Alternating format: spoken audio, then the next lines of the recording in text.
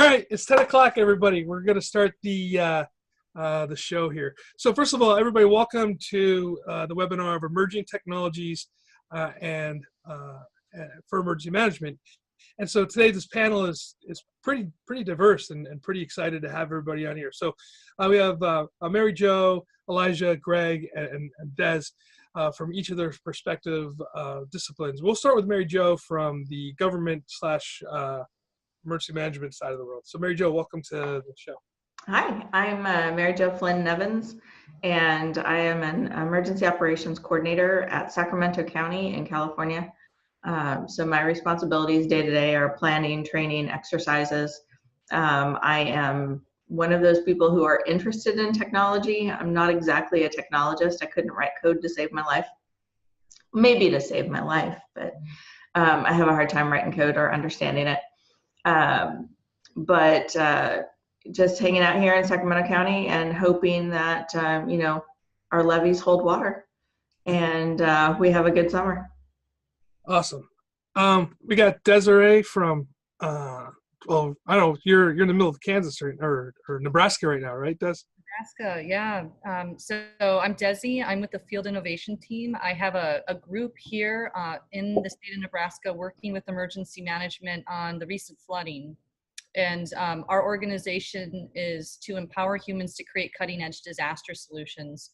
So we have technologists, we have designers, we have lots of different disciplines that come together and they solve challenges in real time. So that's what we're doing here in Nebraska. And we're super excited to be on the webinar, and we will be on as long as we can, but we are in response mode. So as you can see, I'm in a warehouse where we are managing donations and volunteer surge. Awesome. Stay safe out there. Thank you. Next, we have Greg Brunelle from One Concern. Hey, Todd and everybody. Thanks for having me on again. Appreciate it. I'm from upstate New York, not too far where Todd hails from before he left us for the far west sunny area of California. I was a county emergency manager and fire coordinator in New York, and then I was with New York State Emergency Management for a long time, and wound up as director of emergency management in New York. Did a few other things, and now I'm with One Concern, and we use artificial intelligence and machine learning to provide emergency managers and others with highly reliable, highly accurate understanding of where water is going to go, how the ground's going to shake, what wildfires will do, and how that will impact the built environment. So right now I'm in Virginia at the National Emergency Management Conference. Awesome. And Elijah Fergason, and who is also from industry as well, and coming to us from Phoenix. So Elijah. Yeah, absolutely. My name is Elijah Fergason. I'm from Tempe, Arizona.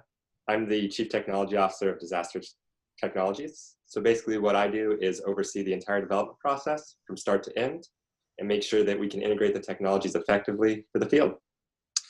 Great. Awesome. Thank you. Welcome, everybody. Before we get going, I just also want to thank our sponsors. We have the EMLC, the Emergency Management Leaders Conference, that is going to be held this May in Phoenix, Arizona, so right to go over by near where Elijah's from, and also Titan HST, who is our platinum sponsor. Titan HST is a mass communications company out of here in California, but they're going worldwide. They're doing some great innovative work in technology themselves, so I want to thank them to start off. So, starting off the conversation here, one of the things that we hear about with technology is how do we protect our information, right? We always hear about these data breaches that are occurring here and there. And then just last week, they announced that FEMA, it wasn't even a data breach, it sort of gave away a bunch of information. How do we use technology in a responsible manner as emergency managers? And then how do we protect people's data? And I want to start with Mary Jo, because she came up with, or has this idea.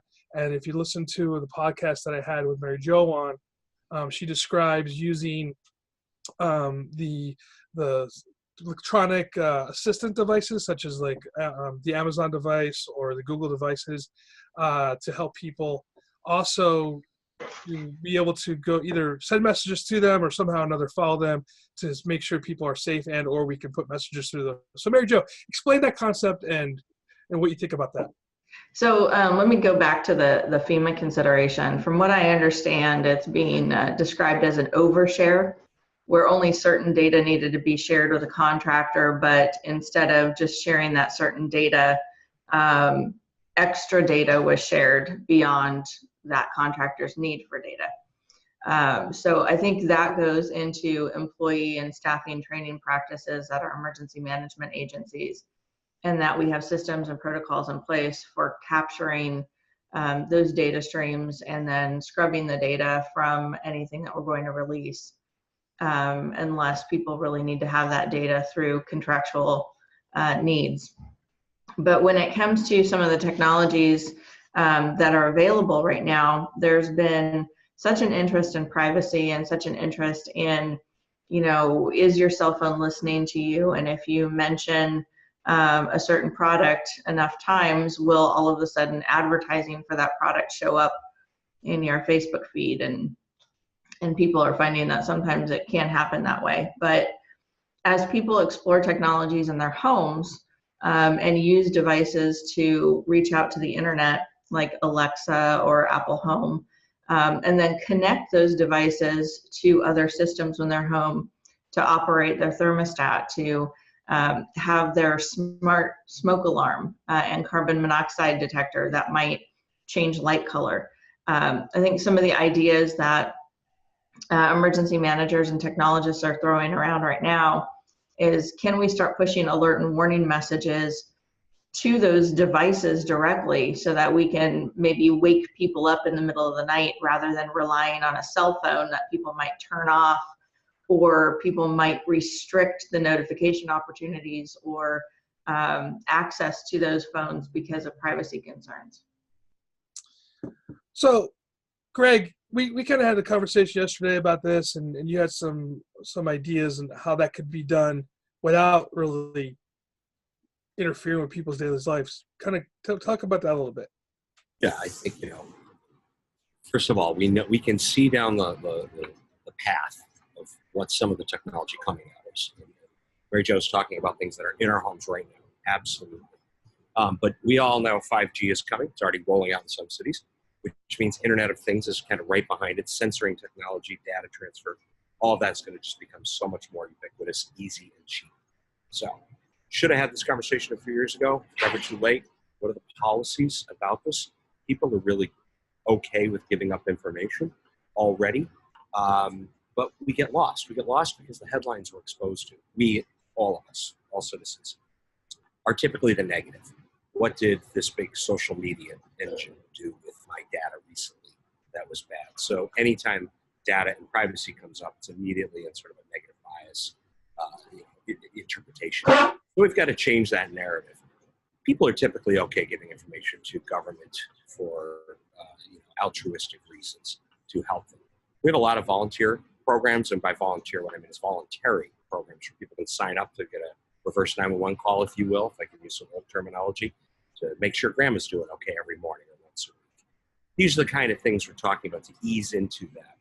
That said, a few years ago, when we were talking about iPods and its, the alert and warning program, this was all supposed to be part of that. You were supposed to be able to force feed a message into an Xbox sitting in somebody's house, into any other internet-connected technologies that come in. So I think that conversation needs to happen. But we in the emergency management space, we need to get ahead of that, even if we don't know what the tool exactly is going to be. But work with the technology side, start bringing those big vendors in, like Amazon and others who are selling those tools, and understand what the capabilities are. But start thinking internally, how does my community manage privacy and data and information now? Because we've been doing it for a long time with everything from arrest records to 911 records to other personal information. And what could this mean? And then we can craft our narrative around, look, this really can help save lives in the future. So, Elijah, do you see blockchain as being something that we could use to protect people's information as we're trying to get alert messages out to them? Absolutely, but I think right now we're quite a bit of ways from that in the emergency management world. Speaking of blockchain and the technologies, we're looking at integrating that currently, but the use of it right now wouldn't be effective, in my opinion, for that. Just for the fact of what you're doing is you have all this decentralized data and you're trying to push all of these notifications out, but you're still gathering that data back. And how you store that data, really what it's coming down to is either we're oversharing and we're not actually auditing who has access in the emergency management realm, or we're not giving the data controls back to the individual and saying it's your data, what can you do with it? And it's really hard in government programs to shift away from that and say, yeah, you can delete this record from our database. So as government agencies, we're really behind the eight ball when it comes to technology and stuff like this. So we're relying upon organizations such as Elijah's organization and Greg's organization to kind of go forward with that. And Elijah, I know your company is really big into smart technologies, innovative technologies where they can almost facial recognition, body recognition type stuff. How can we integrate that into emergency management in an effective manner? It really comes to networking. So everyone always says networking in emergency management is critical. It's the same thing in the private sector. Partnerships with other agencies and integrating it to emergency management. So one of our systems, Haven, we do weapon detection, automatic weapon detection within schools. And we're still researching and developing it constantly. And one of the things that we notice is how do we integrate successfully with the police department and every stakeholder within the emergency management realm? How do we pass that data off to them securely? And how do we make sure the life cycle of that data is also secure? In terms of once we pass this off to, for example, if we see a weapon in a school and we pass it directly to the CAD system, the computer-aided dispatch system used in 911 centers, how are they processing it? And do they have the manpower and the capability to process it? Or do we need to develop something that allows their life to be easier? Because one of the biggest things is we can have all of this data from IoT sensors and everything else, but how do we rein all of that data in and make it effective in the long run? So you just don't get a data overload. Yeah, that makes a lot of sense. So Greg's company, they do a lot of AI stuff. So Greg, why don't you kind of talk about that too? Yeah, Elijah's exactly right. The history of emergency management is we've spent the last 30 years building these giant rooms with adding additional TV screens, right? And it's the world that you should be. You should be looking at traffic cams. You should be following social media. You should be having the weather radar, all the standard news media and what have you. It becomes overwhelming because humans can only process so much information. What Elijah's talking about is exactly that. Now, with all of these data streams coming in, it really is overwhelming. What artificial intelligence and machine learning, and this is not just a one concern thing, this is any solution that can bring AI and ML in. What AI and ML can do is it answers questions for us. So it takes those disparate data sets and it can dig through all of those data sets very quickly and give us an answer to a question. So who is affected, who could be affected, the nuance of perhaps thousands or even big cities, millions of data sets about demographic information tied to healthcare information, tied to transportation information.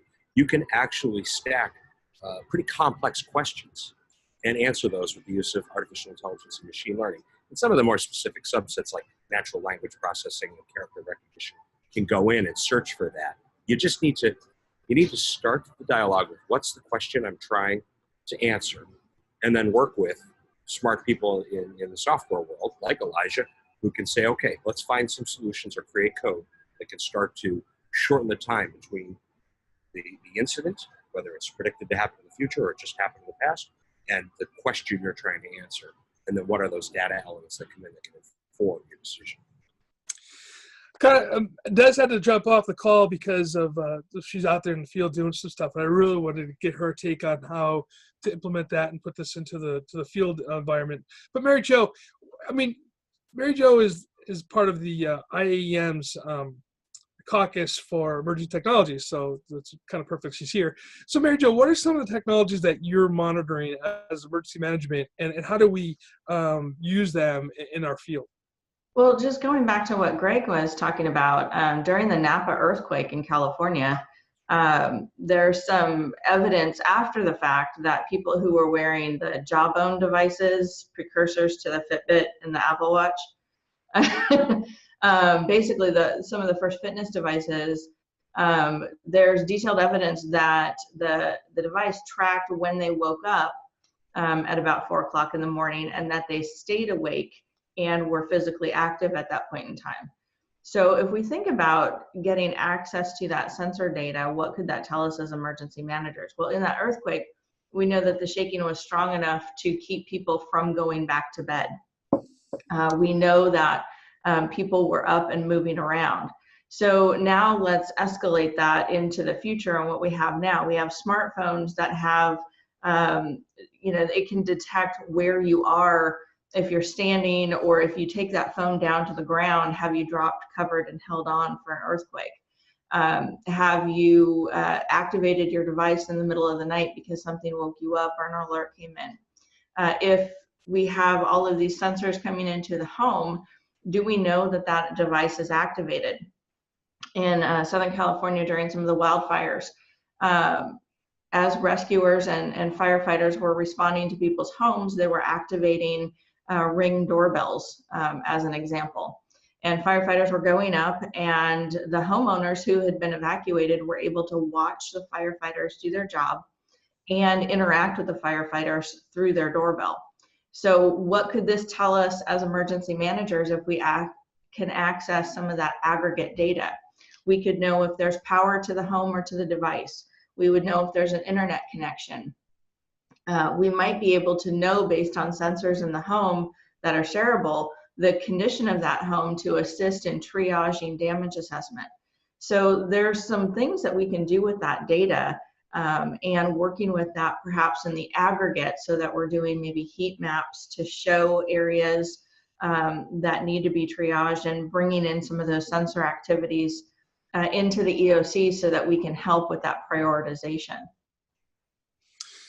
One of the things I think is interesting is Titan HST. They have the augmented reality on their phones, and they also have the ability for people to click in and say they're safe. So kind of like using sort of like the idea of like Facebook, I'm safe here or whatever, or they're not safe, right? They can push those buttons.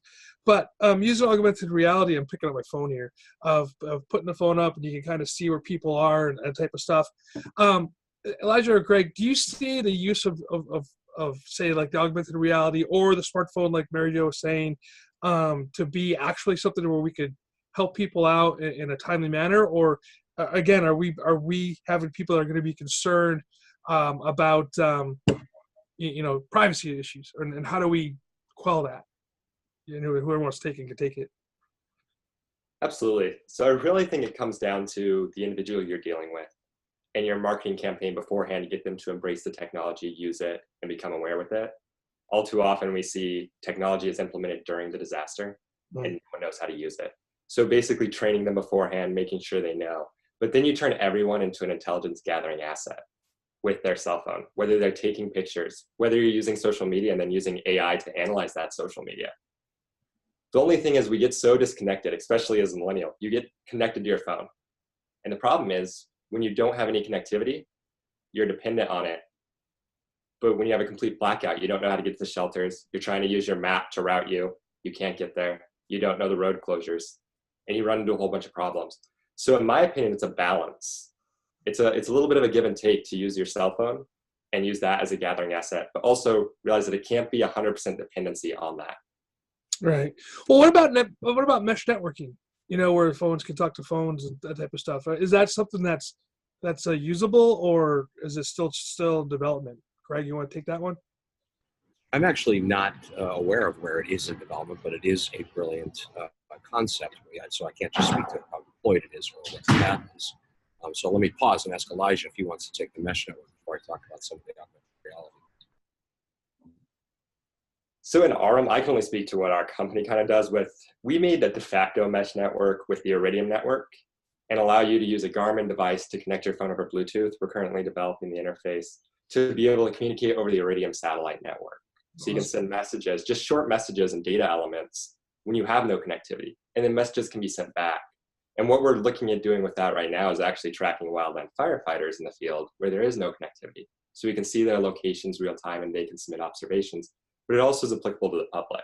And the goal is never make them disconnected, whether you're communicating over Bluetooth or the Iridium satellite network, always keeping them connected is important. So Greg, go ahead, and what you're going to say about AI? Well, I was going to just talk about the immersive realities that are come out of VR, augmented with real-time data and real-time updates, and the mesh network of connectivity with everybody around you and devices all around you. And we're oftentimes just chasing something that emerged in the private sector, say 18 months or even 3 years before us. And we salivate over wanting to adopt that in government, right? Everything's pretty we're slow in government about adopting new technology. And that's a good thing, right? We're good stewards of people's money, and we don't pre-order Tesla 3s. We buy Crown Victorias, right, to be our fleets. That's just how it works. But we want to make sure there's value add to it. But there's a saying, Silicon Valley wildly overestimates what it can do in 3 years and wildly underestimates what it can do in 10 years. So sometimes I think we're a little short-sighted in government thinking about what could we be doing in 10 years. I think that's, unfortunately, due to the rapidity of the curve that we're on for technology permeating society, the corner we're about to go around with 5G and IoT, not next summer, but 6-7 years from now, we really need to be having a futures group in emergency management, thinking about what can we do? How can we harness that? People like to pick on Google for the Google Glass. Oh, it was a huge failure. Well, was Google Glass really a huge failure? Or was it a really innovative experiment that Google did to see how people interacted with it and where to take it next? I mean, was it really just a really good, non-IRB rated human experiment? And that's a good thing. But there's going to come a point where you can be lost in the disaster zone and put on a pair of glasses or look at your phone and have a really immersive environment that in real time is showing you how to find your way out of there, because it's connected to other drivers fleeing a rapidly approaching wildfire in Sonoma, or debris in, after the next Loma Prieta or whatever it is. Mary Jo had a point. Go ahead, Mary Jo. I see you popped in. Well, I was going to say, during the last hurricanes along the East Coast, it wasn't AR, it was computer graphic generated, but the weather reporters who were showing the flood elevations and what that storm surge would look like, that was kind of like dipping our toe into the water and the potential of augmented reality. From my perspective, I could see that as a preparedness tool for my community in flood risk areas, where I could push something to their phone and they could be scanning their home with their phone using a particular app and actually see what floodwaters at certain elevations could look like to their home. And then go into kind of a storytelling mode that would say, with this kind of elevation in your home, this is the damage that could occur. This is the amount of loss that could occur. Do you have flood insurance? How about getting some flood insurance now? So from a public education standpoint, aside from the actual opportunities to use that during disaster, provided connectivity is there, I see that preparedness element is just huge. That is so fantastic. That's exactly what happened after, and I'm forgetting the name of the hurricane. I'm sorry, they blur a little bit with so many. Hit Tallahassee, hit the Panhandle last fall. My CEO called me and said, "Why are people not evacuating?" We are creating, if we can show you with 90% accuracy to 1 inch depth where the water's going to be around your house on a 2-dimensional GIS map for 48 hours. Let's create. So we're creating now.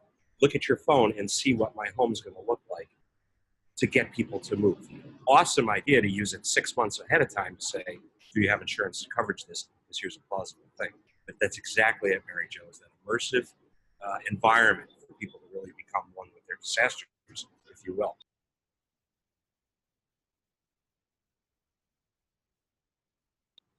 And Todd has decided to talk while he's muted, so we're going to take a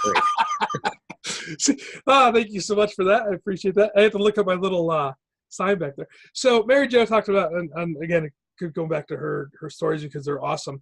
She does a presentation talking about the future. What's it called, Mary Jo? Which one? So I have one that I did last year, If Your House Could Talk to You. And then I've done some on driverless vehicles. That's the one, the driverless vehicle. Yeah. So we're talking about driverless vehicles, but we're also, in that conversation, we talked about the fact that because the roads were clear, quote unquote, Google sent people into the fire zone. Yeah. So Waze during the Sonoma fires, and this is no fault of Waze, it's just the design of their system, and they rely on crowdsourced input data. So when people were reporting essentially that roads were clear, Waze didn't know, and there was no communication with the agency to know that they were clear because there were evacuation zones and they were actually physically on fire. So as people were relying on their devices and their navigation systems to evacuate the area, they were utilizing Waze, and Waze was directing them into areas of danger rather than away from, because again, the agency couldn't effectively communicate what zone was evacuated, what roads were closed on Waze without getting into the system. In fact, ironically, just an hour before this conference call, I just met with our GIS and Department of Transportation folks, because we now have access to Waze Connected Citizen Portal for our GIS to be able to manipulate the road closures live on Waze as it happens. And we're looking at streamlining those services county-wide and inputting all that data and then showing it publicly on an ArcGIS online map. So the public has access to that data, because if you listen to Dr. Maletti and Dr. Sutton and some of those researchers who do specifically research on alert and warning technology, there's a period of time where people are milling or trying to access additional information prior to taking action. Well, a lot of that information, I believe, I've not studied it or researched it, but I believe intuitively that that information sought is geographically based or map based. And if we can rapidly affect the systems that people utilize natively on their phone to give them that core knowledge and information, they don't need to check with 30 other people. Maybe they'll only check with 3, and utilize that information to make decisions more rapidly to leave sooner. Craig? Were you asking me a question? I agree with what you said. Oh no, I was saying with AI, how can we use that, number one, as a planning tool? Number two, how can we use that information to help with the evacuations? Well, the core piece of AI is the ability to understand, not the core piece, but one of the key functions is the ability to bring all of that data together and interpret it in ways that's much more useful, and find those hidden patterns. We hear about machine learning and AI extrapolating hidden patterns that we didn't see before. And also, machine learning now is so matured that you can fill in the blanks. People worry about how much data do I have. Is it really good data? You can actually, machine learning can fill in those blanks quite easily now to give you a more informed picture. It does not replace humans. It does not offset how a human should be making decisions, but rather it informs us to better make decisions ourselves. What I'm trying to say is we have to be careful of biases. We have to be aware of where there's bad data or data gaps. And we need to seek to go out, even manually, to fill in those data gaps. And I'm curious if Elijah could talk a little bit about machine learning data in this space. But also, last point I'll make on this is what we do in one city. While America and the globe, our cities are very diverse and very different, there's many things that are the same. So you can learn a lot in one city that can be scaled and applicable in other jurisdictions as well. So with that, let me pause and see what Elijah can offer to that to clarify my points. Yeah, absolutely. You are completely right on the bad data. I was down in Puerto Rico with FEMA responding to Hurricane Maria a few years back. And one of the issues we had is all this data came in, but about half of it, we couldn't synthesize it because we had so much data. But on top of that, about half of it wasn't providing anything useful, or it was a repeat of something that we had.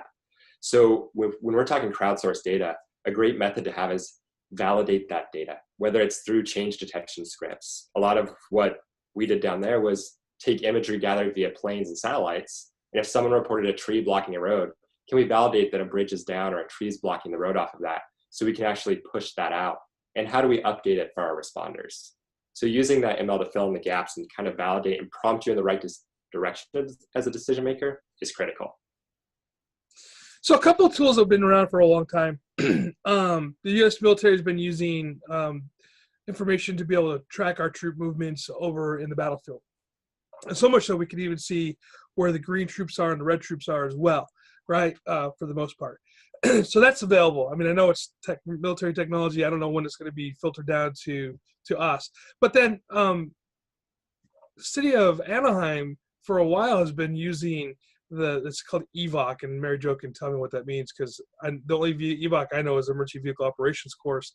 But so they use the EVOC, which is able to track where information is. How could we use a system like EVOC, Mary Jo, to help with our evacuations and also just tracking where people are, or as far as our troops go? So EVOC, so for those of you who don't know, I'm with Sacramento County now, but I was with the city of Anaheim for a number of years prior to my move here. EVOC is the Enterprise Virtual Operations Center, and essentially it was just a mapping tool that brought in separate data because Anaheim had their own utility, their own police and fire, and some of their own infrastructure in terms of public works and their own mapped Wi-Fi. They utilized their own Wi-Fi system to share this collective information. Each of the vehicles had a geographical tracking locator, but what they did is made the system a little smarter. So if 5 fire trucks showed up on scene somewhere, it would send management a particular alert. If 20 fire trucks showed up on scene, it would expand that alert to a higher level so that we were not losing time in the notification process to activate the EOC. And there were a number of other things that were added. We could look at all the traffic cameras. Each of the traffic cameras that were posted were, as my boss at the time would call them, dots on maps. So you could click on a green dot and boom, a traffic camera would show up. The traffic controllers had the opportunity to pan, tilt, and zoom the actual camera. And I remember one time we were in the EOC, there was a suspicious device on the street. This is shortly after 9/11. And they panned down to the package, didn't need to bring in the bomb squad because we saw that it was somebody left their groceries by the bus stop and it was just a gallon of milk and some crackers.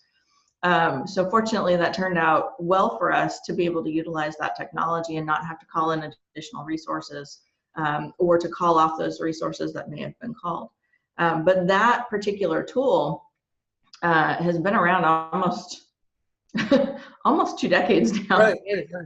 It's been around quite a while, but essentially it was just taking all these different data elements and visualizing it on a map. And that's what we're hoping in Sacramento that we can do with ArcGIS Online and some of the other tools to get good quality data filtered and brought in so that we can make better decisions, but also to take that to the next level and push some of that data to the public so that they can make decisions for themselves and their families.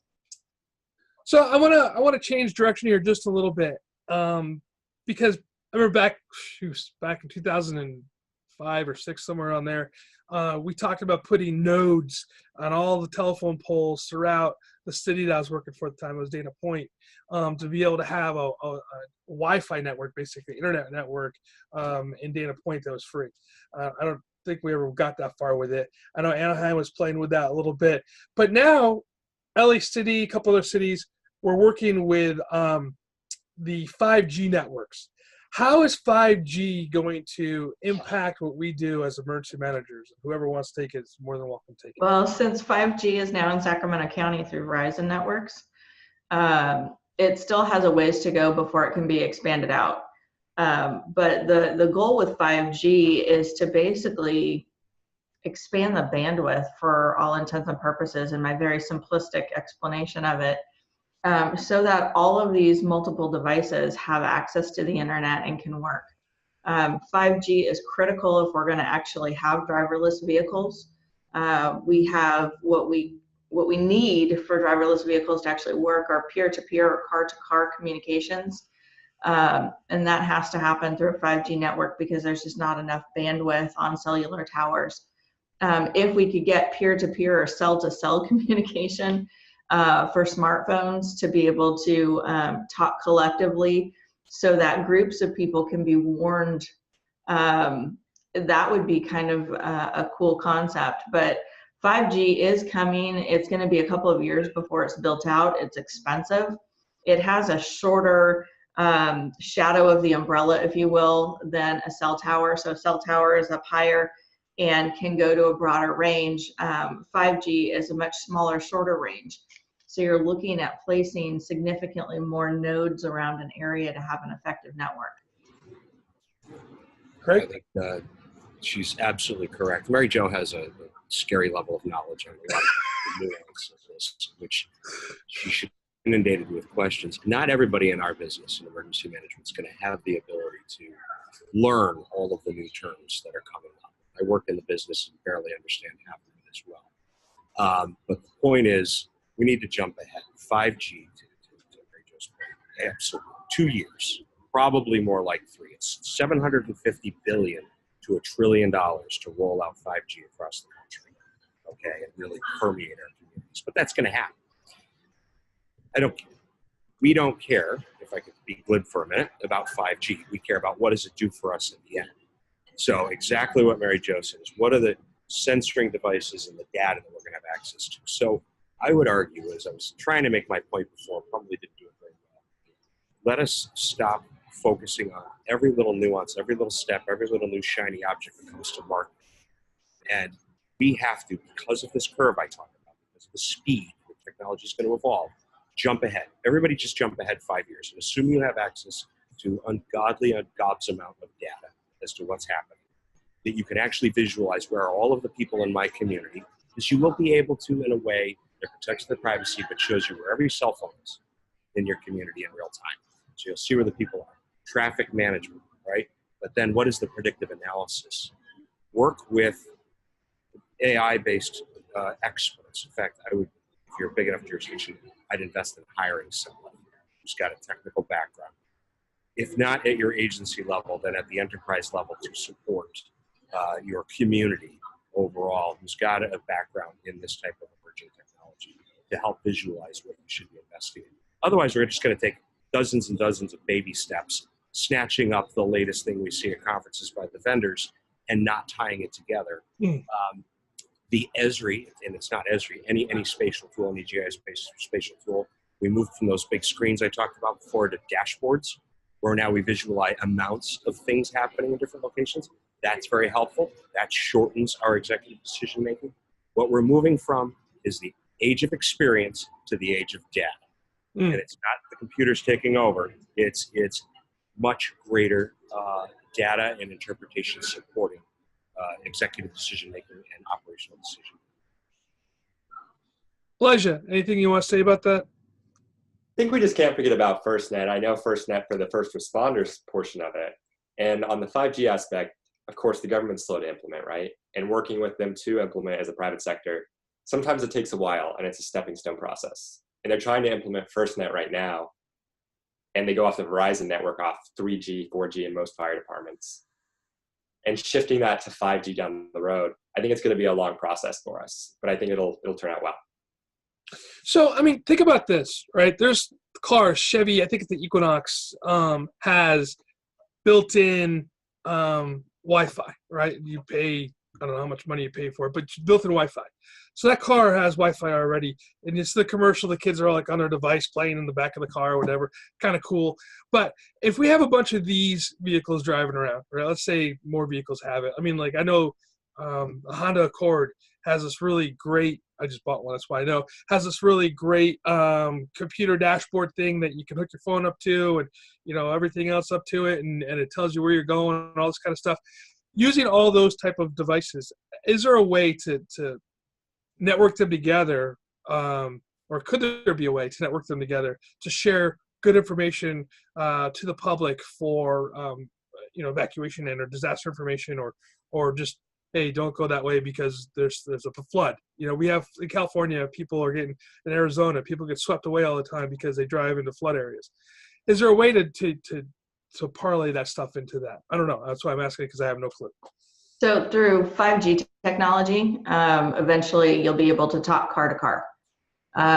The peer-to-peer network technology as 5G is built out is critical in moving automated vehicles. But the FEMA National Advisory Group just released a report, maybe it's about a couple weeks old now, on the newest, latest, and greatest alert and warning technologies and the push towards even better alert and warning technologies in the future. And that involves not only interrupting streaming services through Common Alerting Protocol or CAP, but also, at my insistence, integrating and pushing that into vehicles, into navigation systems. Because basically it's just asking the sensible question as why aren't we treating cars like cell phone devices? Because in a sense they are. It's a really good point. That's a really good point. And I want to go, we're talking a lot about evacuation. Mary Jo told the story we all tell about ways and fires earlier. We also need to hold the emerging technology companies accountable for their technology. It would not have been difficult for Waze to have a human being in the mix between their algorithm and the end user, because Ventura County, with all due respect, was not hiding the fact that they had the largest fire in their history. We're not hiding the fact that's what's happening in Nebraska right now. And I will be apoplectic if I find out that anybody follows Waze into a turn around and don't drown situation in Nebraska or anywhere else. The technology firms need to step up and be good stewards and good citizens, because our citizens are paying a great deal of money for the solutions and funding, if you will, these Silicon Valley firms. And it's not us versus them. It's come together in this private-public partnership, but be responsible together. Mary Jo, do you think that's a reasonable ask? Yeah, so I've actually done that before, and it's cool. I called it Summer Camp for Emergency Managers because it was an incredible experience. It was as close as I have ever come to having a think tank experience. But Naval Postgraduate School in California offers something quarterly called JIFIX, or the Joint Interagency Field Exploration. And at the time I participated in this project, it was through the Federal Social Media Working Group with DHS Science and Technology, and a contractor who was running the social media work group to produce products and technology assessments that would benefit emergency managers. And essentially we ran this, they don't call it an exercise, so it's just an opportunity to explore. There was some vendors there, and there were researchers there from some of the major universities. And they come together in this collaborative environment to essentially solve a problem on the fly. So the problem that we had given them was data from Hurricane Sandy. We talk about data privacy. In order to utilize social media data effectively, we do need that granular data in order to map things appropriately, even in aggregate. But in defense of FEMA, they did strip that data, and we realized about halfway through our experimentation that we couldn't utilize it. However, that day the Atlanta snowstorms happened. And through this group that was participating, we were able to actually assist people in real time who were stuck on roadways due to watching social media, using some of these tools that they were kind of creating on the fly, and this experimentation that was taking place. So I would encourage technologists and emergency managers to get involved, to create experimental projects that could be brought to JIFIX, and let's test it. Let's get people there talking about this technology in this week-long camp-like environment. It's austere for a reason. There are no facilities or services, so you go there and you focus on solving a particular problem. So take a look at that opportunity, because if we can bring people together, I think we could really make some incredible strides and changes with emergency management and technology. I think we have our students, our guests here, are a little shy this time around and not ask a lot of questions. But if you guys have any questions, please feel free to jump on and ask. We're getting close here to the end of our panel here. Well, I want to give you guys opportunity right now to kind of talk about yourselves and what you guys are doing, some of the innovation that's coming along. So Elijah, let's start with you. Tell me what's coming up in new for your company.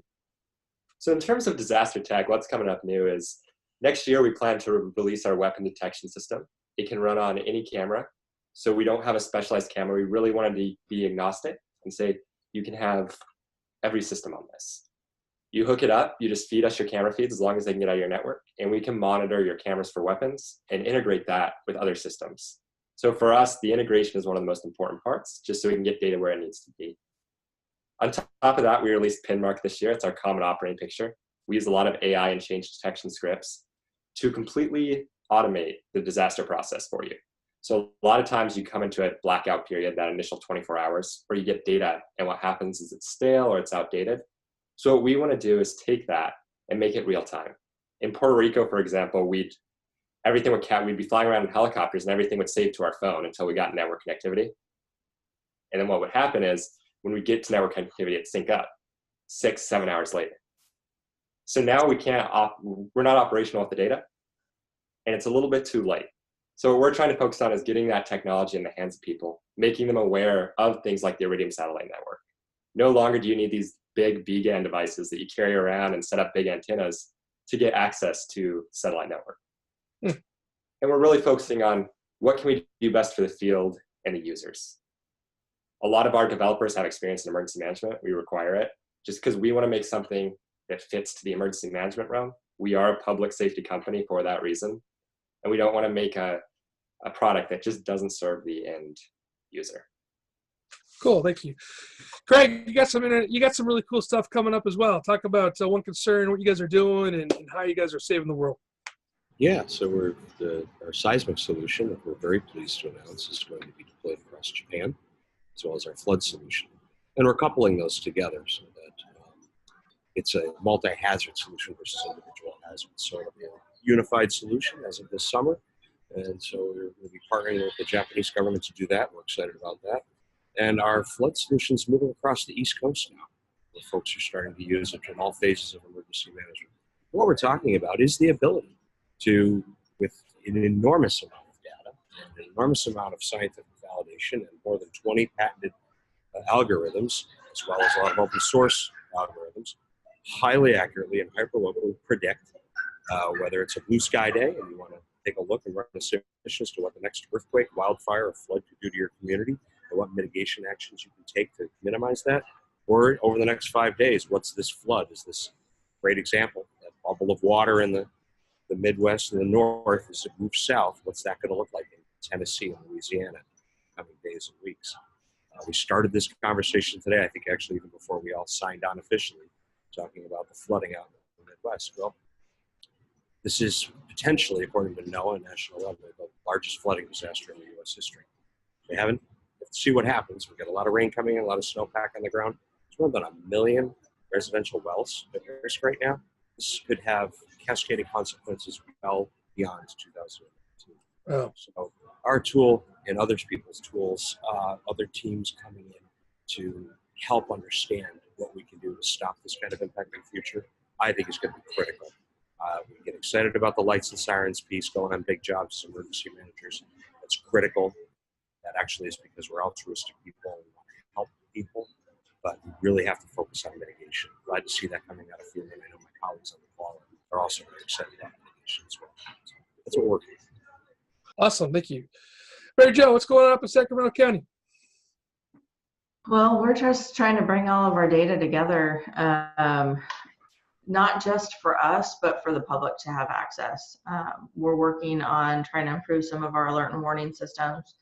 And one thing that we haven't touched on in this discussion today is how some of these systems can really change the lives and improve coordination in terms of information sharing for those who have disabilities or those with access and functional needs. Because, you know, if I can get your house to turn on and an audible alarm to go off, but also turn on your lights or change the color of the lights to alert you or signal you to an emergency, I've now opened up the opportunity to reach individuals who are deaf or hard of hearing by changing that signal, or to be able to wake people up because other things in the house are turning on. So those opportunities are exciting for us, and we basically look forward to updating some of our plans that look forward and look ahead in how these technologies might be able to be integrated. Well, that's awesome stuff right there. Well, panelists, thank you guys so much for spending the morning with us, or the afternoon for you that are back east. It's been great for the guests that are on today. Thank you guys for all coming and joining in. Next month, or not? I'm sorry, not next month.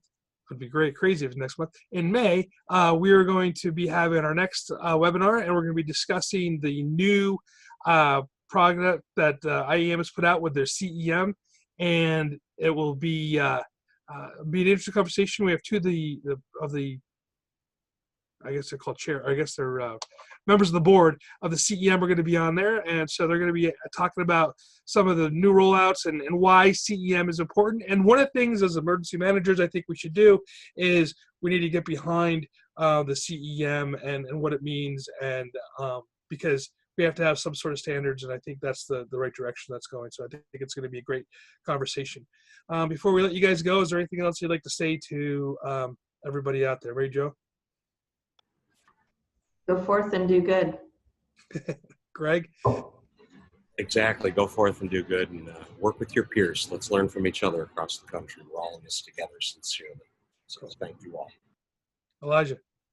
Same exact thing Greg said. Work with each other, do the best you possibly can, and you'll have good results. Awesome. Well, I'm looking forward to seeing everybody out there. Again, I want to thank the sponsors, Titan HST, with their innovative technologies that they're using every day and helping to save lives, and also with the EMLC, the Emergency Management Leaders Conference, that will be held this May 29th through the 30th over in Elijah's neck of the woods in Phoenix, Arizona. See you guys all there. Come see the beautiful sunset. Well played. Well played. Oh, wait. There's a question. It's kind of at the end. It says, where do we see the EM field in the next 5 years? Anybody? Don't think so short-sightedly. Where do you see it in the next 25 years? Wow. 5 years is happening now. So the technology you see today is the technology that'll be used in 5 years. We'll just be using it hopefully better or have better access to it. But where do you see it 25 years from now? Is automated autonomous vehicles a reality? If so, how did it change our infrastructure, and how are you planning for that? Are evacuation routes different because cars can't move people out? Do we have improved infrastructure and hardened facilities to not just survive an earthquake, but to be able to go back into your home and continue living even though the earthquake happened? So what's happening 25 years from now is going to be far different than what's happening 5 years from now. I think in the next 10 years, EOCs are truly going to be the epicenter of what we should be, which is shared situational awareness and logistics support. That doesn't mean owning everything. It means identifying where things are and how to get them there. But having peeked behind the curtain a little bit with some of the algorithms we're developing and some of our partner firms are developing, I can tell you right now, in 5 to 7 years, so then add a couple of years of adoption, you will have an event forecast to happen, or it will have just happened. You will walk into your EOC. You will have a really immersive understanding of what's happening right now.